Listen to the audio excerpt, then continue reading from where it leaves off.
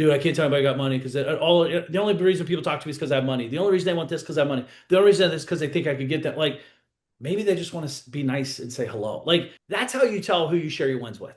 If you're hanging out with someone, if they make you energized, you share your wins with them. If they drain you, slow down.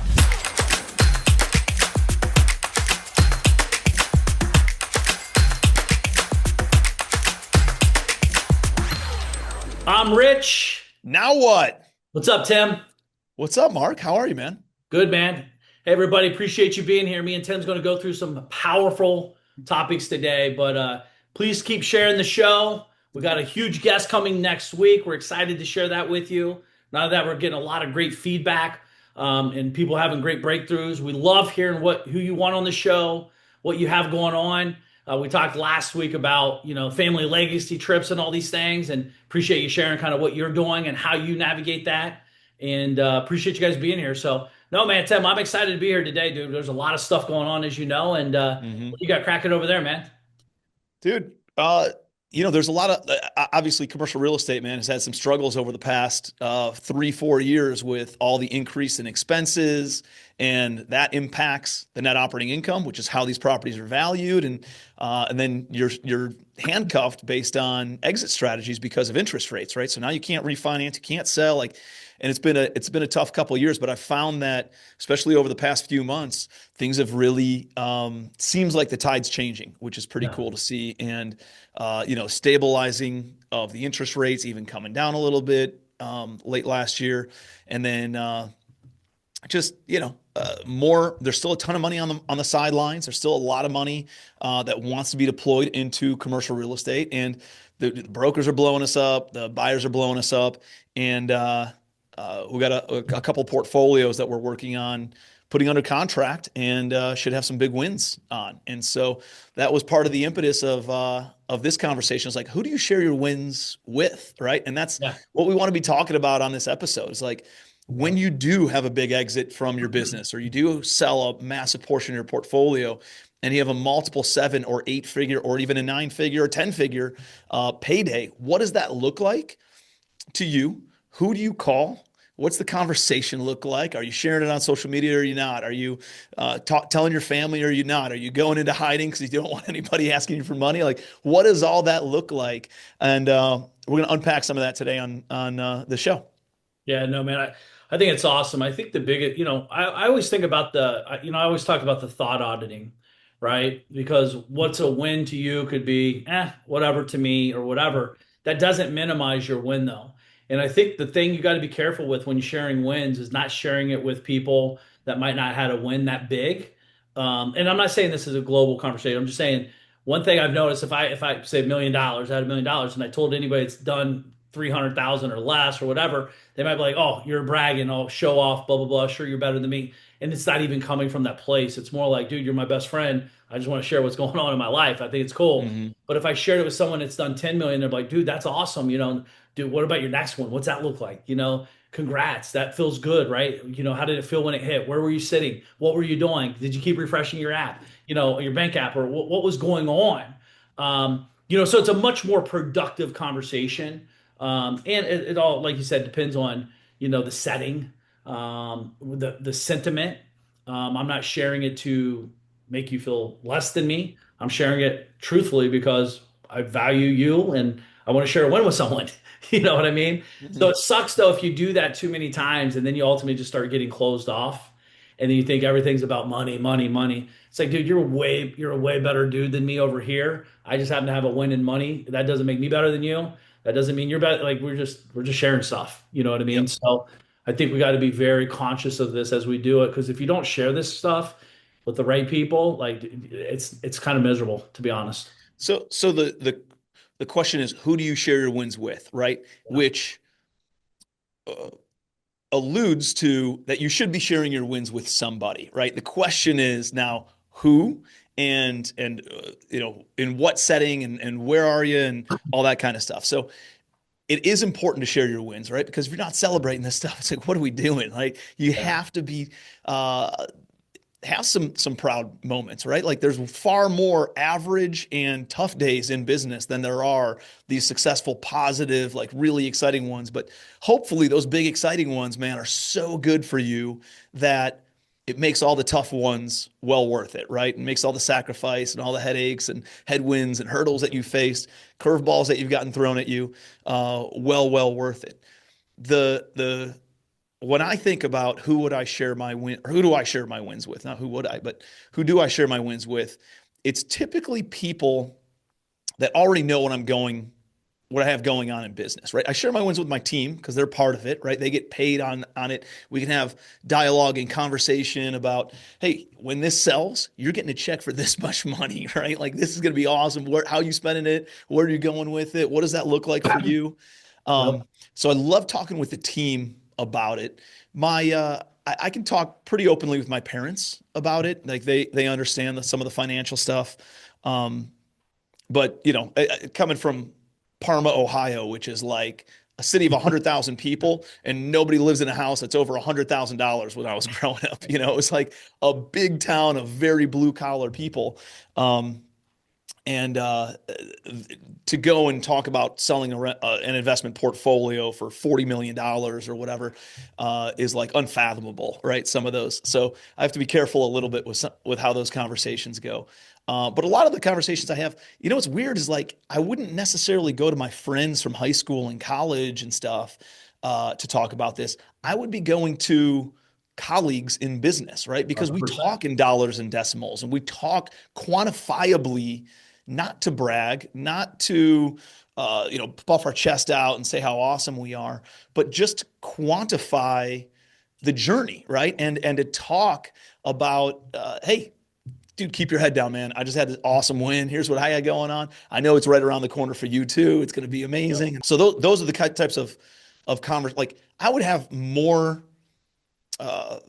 confidence and excitement in sharing it with like a mastermind group than I would necessarily like at a family reunion or at a bar with a bunch of buddies, right? Who I've known for way longer, even though some of the people in the mastermind might not know me as well. They just think in a business perspective and in a finance type of dynamic. Well, they understand what it took to get to that point. I sit here and I think about this all the time because, again, we're talking about sharing our wins, but everyone knows who to share their problems with, right? You're going to call your lawyer, you're going to call your team members, and you'll pay money to share your problems, but you won't invest money to share your wins. Which one's more important? Well, they're both equally important, I think. The truth is, the people that you pay, like if I'm consulting, typically if you're having a big deal like that, your lawyer is someone you're sharing the win in because they're a part of the journey. They Mm-hmm. know the good, the bad, the ugly. They know how you move or don't move and all these things. And they saw the 3 month closing go to 12 months, but it got to the finish line, right? So you can actually celebrate through the pain. You can talk about it. And that's what's cool about being in the right rooms with entrepreneurs that's been there, done that, because they understand or they have a wherewithal of like, wow, if he did that. Because again, when you say I sold a portfolio for 40 million, everyone in their right mind knows you did not make $40 million on the Yeah. inside. But outside, like, made $40 million. No, just because I sold it for 40 million doesn't mean I made 40 million. I might have made 400 grand, but it was a Mm-hmm. big win. Why? Because I was going to lose 3 million a year ago. So it's not 400,000, it's $3.4 million win because I was willing to take the 3 million loss. Right. So there's a lot of camaraderie and pain to get to that point. Mm-hmm. So having an understanding of where that comes from, as opposed to them thinking you have it all figured out and you made all this money and you're a genius, and then they're judging you because you're like, dude, I finally sold that thing for 40 million. And with no context, it's kind of hard for them to wrap their head around it. I can share with my parents, but truthfully, it's just like, huh? Like they Yeah. don't even know. Dad, I just sold this thing for 14 million. Okay, cool, man. We're going to go to the VFW, get a beer or what? Like he doesn't there it doesn't make sense in their minds. You know what I Yep. mean? And that's fine. It's not that. It's just I did a deal one time and it was like 2.5 million or something, 2.4 million. And I sent my dad the screenshot of the wire and I was like, how crazy is it that I can send a wire cash from my own account into a deal, no banks, no credit checks, nothing, and I'm not stressed about it, and it's $2.4 million. He's like, man, that's pretty cool, man. I'm proud of you, Mark. How cool is that, right? So there's certain people you could do that with, as opposed to if you post it online, you're gonna get haters. That's a fake thing. That's fake bullshit. Blah blah blah. You're scared, whatever they say, as opposed to getting in the right community with the right people and sharing these things. Because it is important, man. You got to share this stuff. If not, why are we doing it? Hmm. You know? Do you think, talk about the social media side of things? What's your perspective on sharing a big win on social media and making it publicly known? Dude, so it's first of all, if it's a big win, other people are going to make it public in the own. So, as you know, everyone has a narrative going on, and it's typically way bigger than it actually is. Recently there's a guy talking about $1.8 billion business with two employees, blah blah. Dude, it's not real. It's all fake. The truth is, the guy's gonna get he's in trouble now because how they built that was not necessarily white hat. And he had thousands of 1099s, which are not employees, so he didn't lie on that, but he kind of didn't tell the truth. It's not the truth, Hmm. but it is the truth. So, you get a lot of haters and you get a lot of things. It's cool to share stuff with the right people. But honestly, man, I'm not even joking. I've been talking to Dean about this. I might be offline by 50 years old, dude, if not sooner. I really am so sick and tired of all that. I think there's a huge shift with guys our age, Tim. We've utilized the internet. I built businesses before the internet. I built businesses with the internet. Like, it's cool. It's great. It's a great tool. I'm not saying abandon it today or anything, but like, I don't need it. I don't need the headache. We're gonna have a guest on next week that literally left the internet. Like, dude, he's Hmm. done with it because he got on there, he's doing his thing, and he's like, this is not worth it at all. Because again, man, security. Dude, this just happened in my complex. A UFC fighter. She's a UFC fighter. She lives like two streets over. Was being stalked on social media, and the guy followed her into the complex and everything. They had to call the cop. I mean, it was like a big deal. It just happened like 3 days ago. So social media is a cool tool, but it also, man, it's a dangerous place. And it's only going to get more dangerous because, right, the pictures are tagged, the images are tagged. You show a picture in the background, like, oh shit, that's three doors down. I'm going to go over and see what's up. Like, and they feel like they know you and you have no clue who they are and, whatever. But I think we got to be careful with it. I think I like it, Tim. We have a small group. We could share stuff like that in there privately if it's a private gated community. But I think socially, I think you got to be very cautious of it, man. Dude, it's a different world than it was 5 to 10 years ago, right? Five Like years five to back. 10 years ago, it was an unbelievable tool to connect and have real relationships with real people, with real authenticity, like the genuineness that came across social media in the 20 teens, Yep. right, was very, very strong. You could really connect and meet some awesome people and use it for a great marketing tool for your business and for your own personal brand. And dude, over the past like 24, 36 months, it has just gone downhill big time. And so, like I'm in the process of selling two different businesses and two portfolios, so that way I can focus on my smart management software, right, and pivot my entire team over there. And so we're in the process of winding down a couple different things, and I keep on like I haven't posted them yet because I don't know if I want to post about it. And I've gone very quiet on social media over the past few years. Like my team still drips out stuff on Reels and things like that. But dude, Yep. I only post, I don't know, once a month now from me personally, outside of the content that we repurpose from like stuff like this. And it's because I find myself going down a path of either scrolling or uh, like not necessarily dealing with haters. I don't really have that many haters necessarily.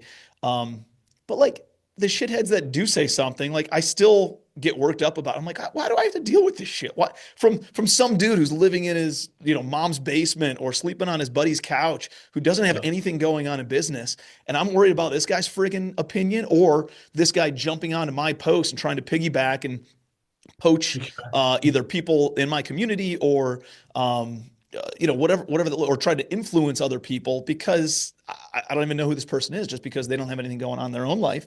They're mad at everybody else. And so, like, why do we have to deal with that? And when you have money, right, and when you have success and you know that you don't need that stuff anymore, it's like, dude, I don't want to be on there. And I see some people going even deeper into social media, and I think it's like, dude, this isn't an environment that I want to be in in the next 5 years, maybe in the next 5 months, Yeah.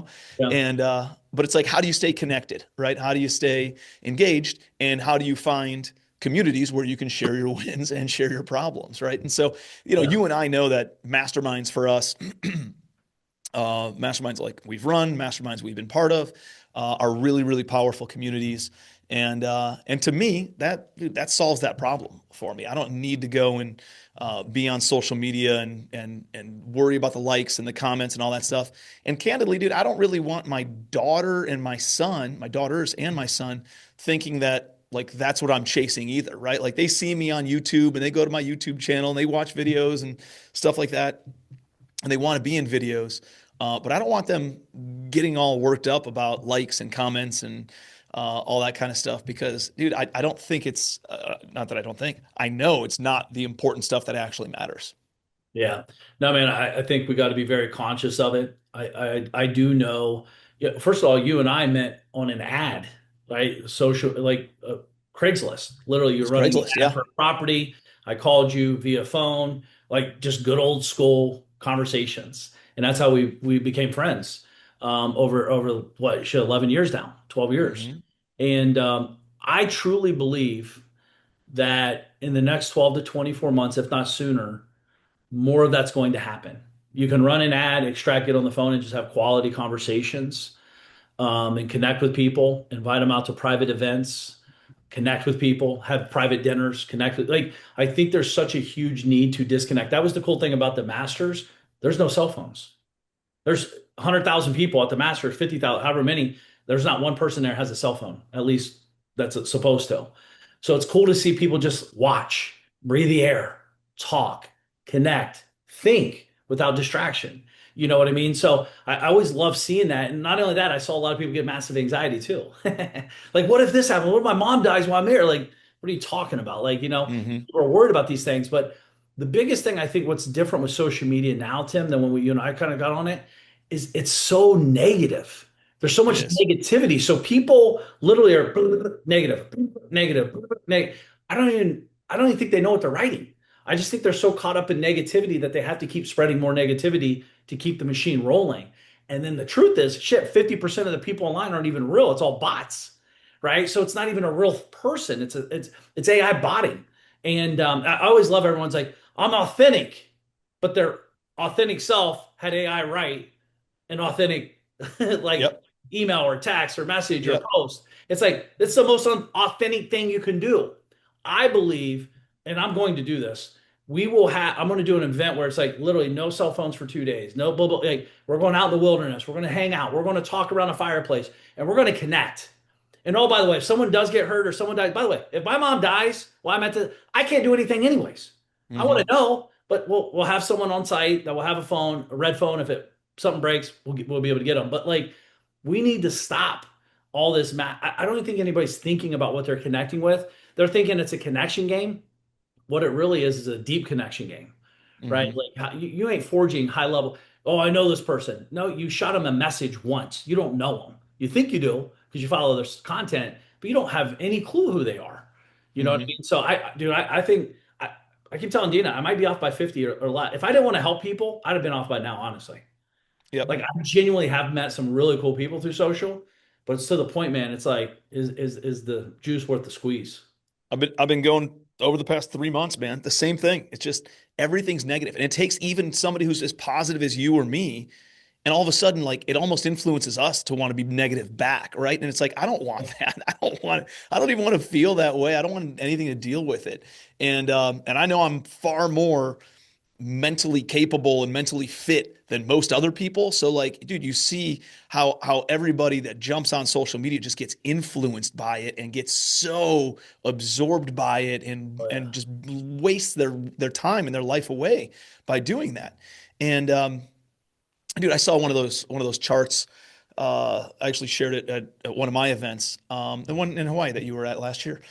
But there's this chart and it shows how you've spent, if you're going to live till you're 87 years old or whatever the date is, and it shows a dot for every single month, right? And you're 40 years old right now, so you're already got over half of them or about half of them filled up. And then And then you start filling in how much you're going to sleep, which is a third of the rest of the dots, right? You start filling in how much you're going to work, which is another, 15 or 20% of the rest of the dots. And then you got driving to and from places and hygiene and how much time you spend cooking and eating and going out to eat. And dude, of the time that's left, it's a matter of, um, you know, 6 years of life or 8 years of life or whatever it is. And of the 8 years, dude, statistically speaking, an adult today will spend 93% of that additional time in front of a screen. Yep. Of all their free time, of the Think about extra that. X number of years of free time, 93% of it will be spent in front of a screen. And I was like, it makes me want to throw up, you know? I'm like, digital detox from as much of this stuff as possible. So, dude, and you see it with kids. I mean, I don't know if you see it with your kids, but I see it with my kids. As soon as I take this, we have constraints. They're not allowed to use it for more than an hour a day. But right after that hour, when it goes away, dude, they're on edge. They're not nice kids. They talk back. They're disrespectful. They're mean to their siblings. They start hit like it's a nasty. It feels like it's toxic and it's poison pouring into our kids' brains. And so I said, hey, we're doing a digital detox after this past weekend, and bro, in 48 hours, I've seen it in a completely different kid, right? Yep. And we made a list of all the stuff we're going to do outside and all the games we're going to play. And we went and did those things. And we're taking golf cart rides and we're outside kicking a soccer ball and we're playing baseball and we're going swimming and we're taking beach walks as a family. And dude, we're connecting, right? And I said, I'm going to do the exact same thing. I'm going to put my phone down 4 o'clock. I do not look at my phone anymore. And so I put it down at 4 o'clock, turn off the computer at 4 o'clock, and I'm with the kiddos, right? I work like a psychopath from about 10 a.m. to 4 p.m., right? And I get a ton of work done.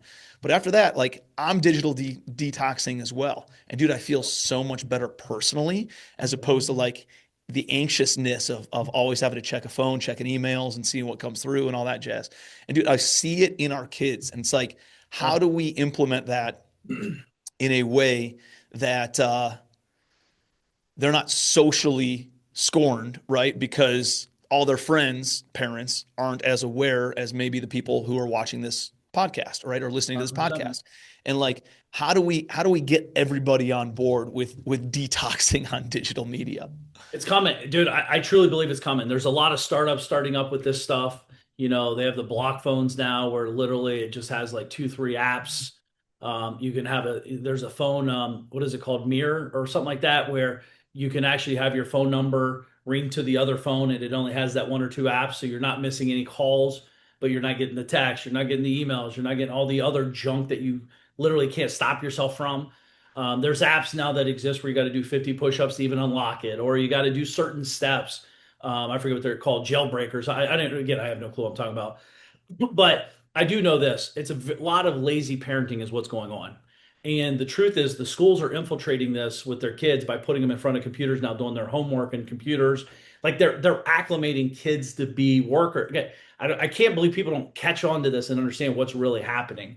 We don't Mm-hmm. do that. We homeschool. We have books downstairs. We have tons of books. I mean, it's probably not good for the environment, but fuck, computers ain't good for the environment either. Like, what are we talking about? So, we have all these things, but back to the winning thing, dude. This is the kind of win stuff we're talking about. To me, this is a win, right? You start Mm-hmm. detoxing your kids. You start detoxing ourselves. We start getting more free time. We start getting more peaceful time, more present time. We're not so anxious. And if you take trips, you know this to happen. Like you're just like, why am I so at peace? Why am I so relaxed?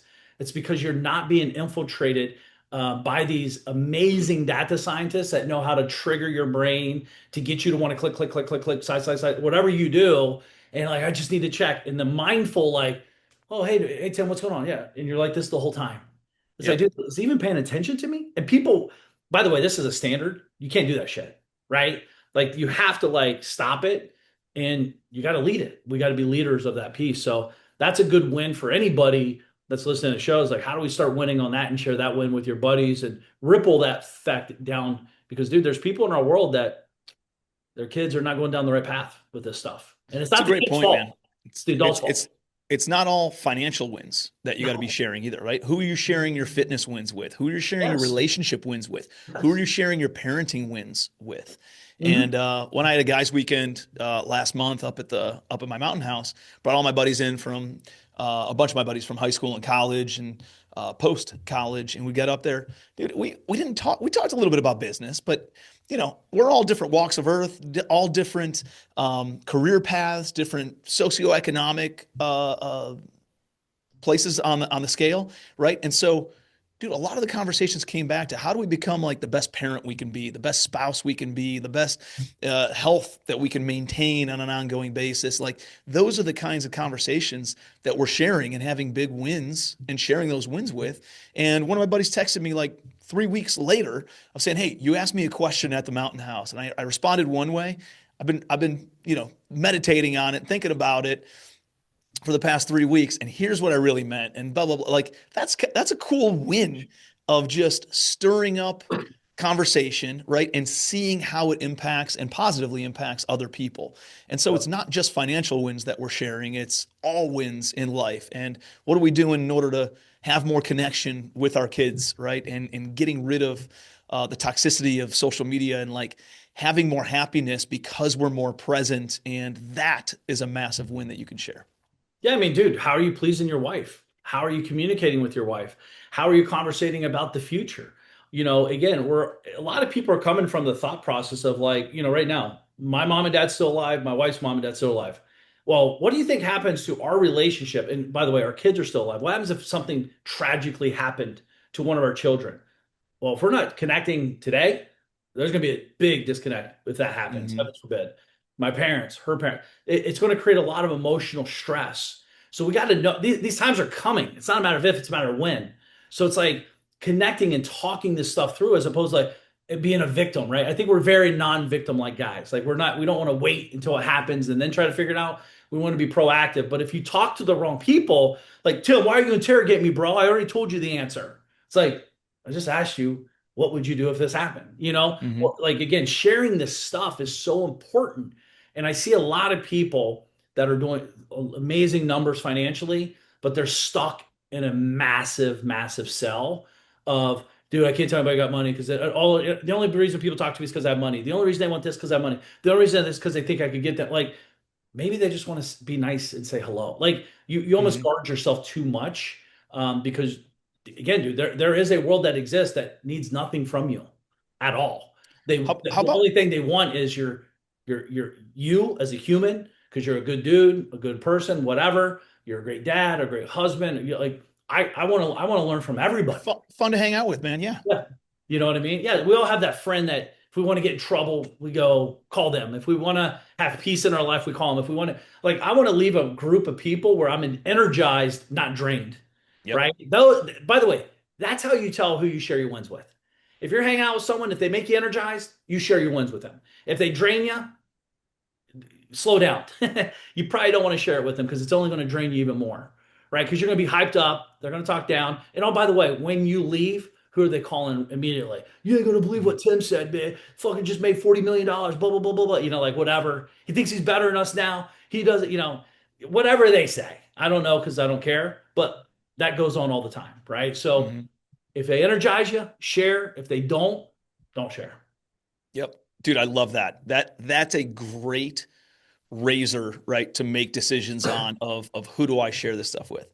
Mhm. So let's wind it down with this. What about your family, your immediate family, your spouse, your kids? Are you sharing wins? How are you sharing wins? How much are you disclosing? Are you worried about them talking to other people about it? Like we'll close out with that. I share everything. We have dinner at the table every night, practically with the family, Dina and the kids. Not only do I share my wins, I share my failures. And I ask my kids, what did they fail at today? Right? Yo, what'd you fail at today? Because we all fail every day. If you want to believe it or not, we're all failing at something, right? Like, Mark, what did you fail at? Dad, blah, blah. I didn't do my one page, journals entry this morning. And Drea's like, well, I missed two problems on my test or whatever at school. And I talked about my failures. Listen, I didn't qualify this thing here. Here's what happened. So, like, they don't even know what I'm saying most of the time today, but they will as we evolve. But I'm just trying to teach them that failure is part of the game. It's part of the Mm-hmm. cycle. The last thing you want to do is think your kids, by the way, our kids think we're Superman, Superwoman, whatever, or parent or wives. They need to understand that we are failing, but we're still failing forward. We're also winning. It's okay to celebrate this in this closed system. And if they talk, like, they might talk to people about it. And if they do, I'm cool with it because I think they kind of have, I think they have that. We've been doing this for so long, our whole life, actually. I talk openly to my wife, to my kids about this stuff every day, so it's kind of like a normal process in our world, Tim. So I don't know about you. Yeah, what's kind of crazy is like, I've been stacking money into the kids' accounts since they Yep. were born. And like, dude, these kids are worth six figures today, right? Hmm. Not multiple, but like, low six figures. Call it 100 grand. Shit, dude, I wasn't worth 100 grand until I was like 25 years old, right?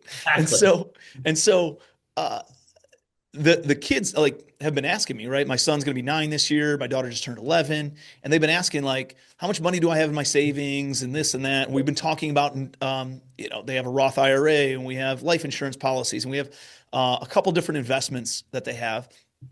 And I thought, what I want to do, it's on my goal list for this year, is to sit down with them and start working on their own personal financial statements. I never even knew what a PFS was prior to, 25, 30 years old or whatever it was. And, I had net worth and I had goals and I had just plus and minus, and I'll keep it that simple for them as well. But it's like, it'd be really cool to help them track their own wins, right? And being more aware financially of how they're spending their money and stuff.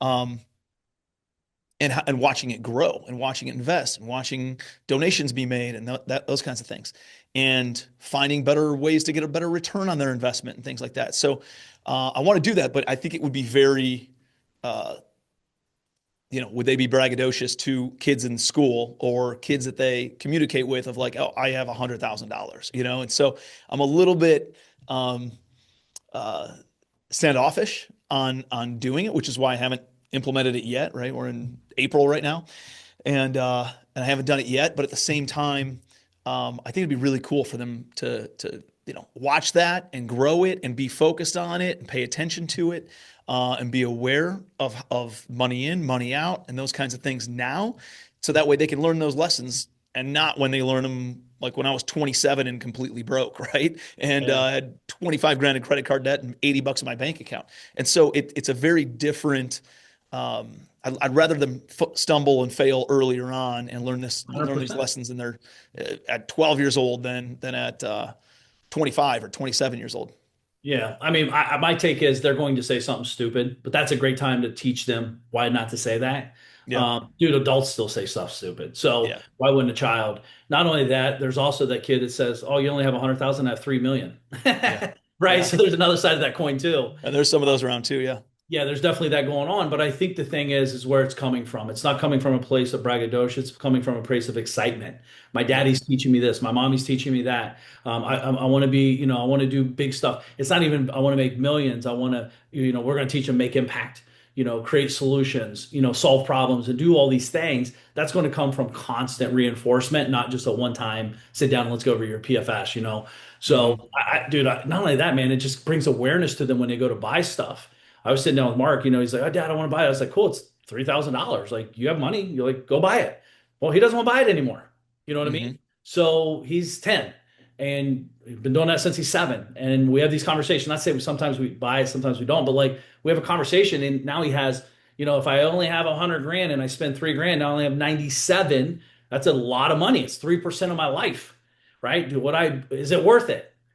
Maybe it is, maybe it isn't. I don't know, but that's a decision we got to teach them how to make so they understand the guardrail structures that we kind of know now through, messing it up a lot.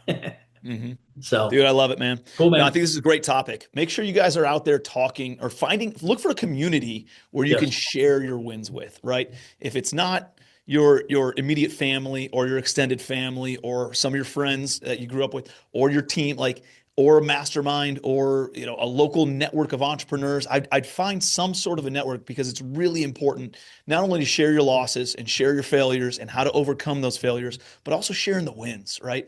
And having people pat you on the back because they know what you've been through to build a business that can have an exit, to build a portfolio that can have a profitable exit.